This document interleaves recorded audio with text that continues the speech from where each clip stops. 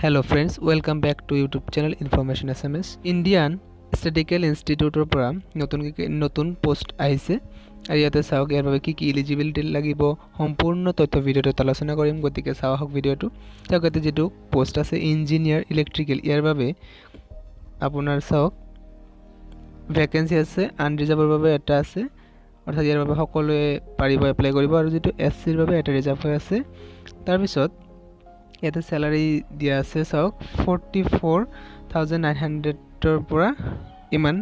স্যালাৰি দিয়া আছে pay level তাৰ পিছত এজ লিমিট চাওক বিলো 35 ইয়াৰ্স অৰ্থাৎ 35 বছৰতকে তলত হ'ব লাগিব তেতিয়া ইয়াৰ বাবে এপ্লাই কৰিব পাৰে আৰু কোৱালিফিকেশন চাওক educational qualification and experience a good BE or equivalent degree electrical আপোনাৰ ইলেক্ট্ৰিক্যাল ইঞ্জিনিয়াৰিংৰ ডিগ্ৰী থাকিব লাগিব 2 ইয়াৰ্স আৰু লগতে 2 ইয়াৰ্স 2 বছৰৰ এক্সপেৰিয়েন্স থাকিব লাগিব আৰু আপুনি যদি ইয়াৰ বাবে সিলেকশন হৈ যায় তেতিয়া হল আপোনাৰ পোস্টিং হ'ব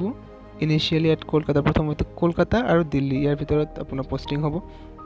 আৰু তাৰ পিছত ইঞ্জিনিয়াৰিং এসিস্ট্যান্ট যেটো আছে সিভিল ইয়াৰ বাবে টোটাল ভ্যাকেন্সি আনৰিজাৰ্ভ হৈ আছে দুটা পোষ্ট আৰু এসসিৰ বাবে এটা ৰিজাৰ্ভ হৈ আছে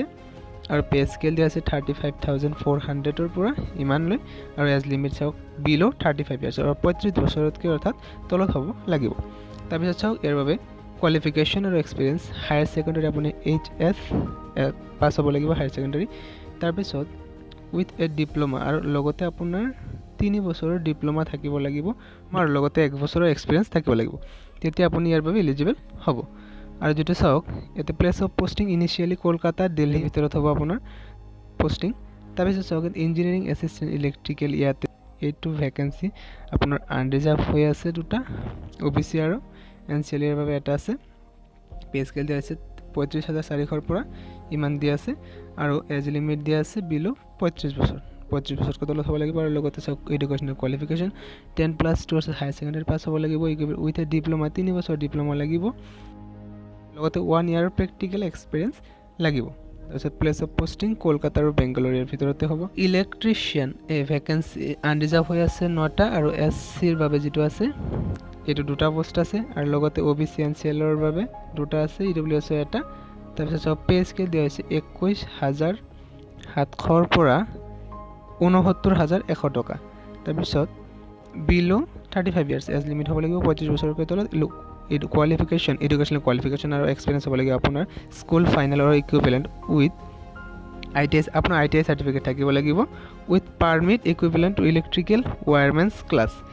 এটো যেহেতু ইলেক্ট্ৰিশিয়ানৰ বাবে হয় আপোনাৰ আইটিআই থাকিব লগতে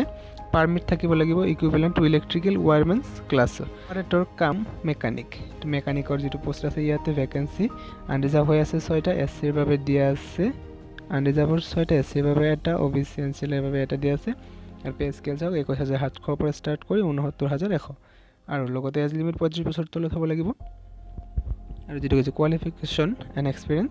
ক্লাস 8 পাস আপুনি 8 পাস উইথ আইটিআই সাৰ্টিফিকেট আপুনি ইয়াতে 8 পাস হলে এলিজিবল হ'ব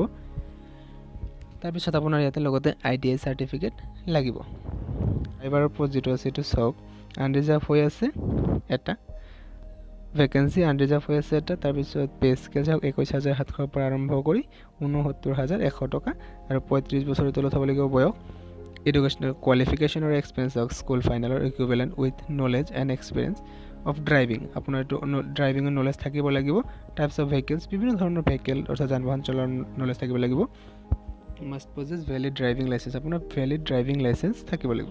এটা চাওক কুক এই যেটো পোষ্ট আছে ভ্যাকেন্সি আছে আৰু পে স্কেল দিয়া আছে 19900 ৰ পৰা 63200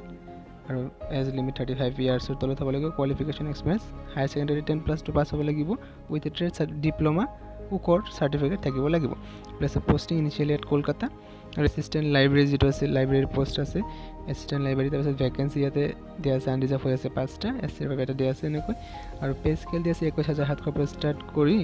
আপোনাৰ ইয়াতে 69100 আৰু below 35 years age limit qualification and experience higher secondary pass হ'ব লাগিব with a certificate in library science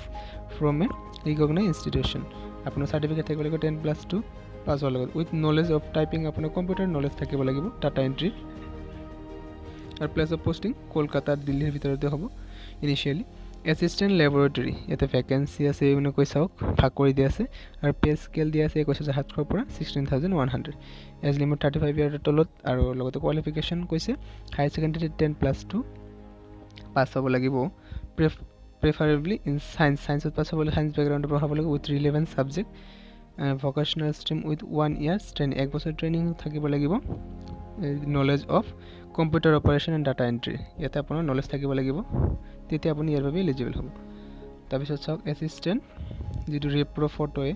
ইয়াৰ বাবেও দিয়া আছে এনেকৈ কোৱালিফিকেশ্যন হায়াৰ ছেকেণ্ডাৰী পাছ হ'ব লাগিব ছায়েন্স বেকগ্ৰাউণ্ডৰ পৰা তাৰপিছত আপোনাৰ নলেজ থাকিব লাগিব কম্পিউটাৰৰ আৰু এক্সপিৰিয়েঞ্চ ট্ৰেইনিং থাকিব লাগিব ইয়াতে চাওক ট্ৰেইনিং থাকিব লাগিব তাৰপিছত তেতিয়া আপুনি ইয়াৰ বাবে এলিজিবল হ'ব আৰু যদি এছিষ্টেণ্ট ফাৰ্ম আছে স্কেল দিয়া হৈছে চাওক 21,700 পৰা 16,100 এজ লিমিট বিল' 35 ইয়াৰ্ছ তলৰ কোৱালিফিকেশ্যন চাওক 10+2 পাছ হ'ব লাগিব ইন ছায়েন্স বেকগ্ৰাউণ্ডৰ পৰা with relevant subject or in the vocational stream 1 year training experience in relevant field আপোনাৰ এইটো ফিল্ডত যিটো এছিষ্টেণ্ট ফাৰ্ম এইটো ফিল্ডত 1 বছৰৰ ট্ৰেইনিং থাকিব লাগিব knowledge of computer operation data entry essential